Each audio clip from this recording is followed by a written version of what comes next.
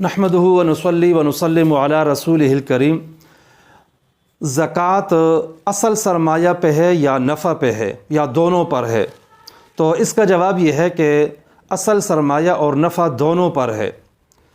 اور اس کی مثال یہ ہے کہ مثلا ایک بندے نے 1,00,000 کا سامان خریدا ہے، آگے وہ بیچتا ہے وہ سامان 1,10,000 پہ، تو زکوٰۃ جو ہے وہ 1,10,000 پہ دے گا، یعنی نفع پہ بھی زکوٰۃ ہے، صرف اصل سرمایہ پہ نہیں ہے۔ اور اس کی وجہ بالکل ظاہر ہے کہ یہ مستطیع شدہ ہے کہ سامان تجارت میں جو قیمت لگائی جاتی ہے وہ قیمت فروخت لگائی جاتی ہے، اور قیمت فروخت میں نفع خود بخود آ جاتا ہے، لہٰذا اصل سرمایہ اور نفع دونوں پہ زکوٰۃ ضروری ہے۔ البتہ جب قیمت فروخت لگائیں گے تو اس وقت جو بھی قیمت ہے وہ لگا دی جائے اور اس میں نفع خود بخود آئے گی۔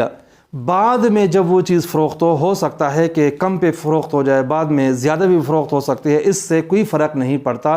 جس وقت زکوٰۃ ادا کی جا رہی ہے اسی وقت جو بھی متعین متوقع نفع ہوتا ہے اسی کے حساب سے زکوٰۃ دے دینا کافی ہے۔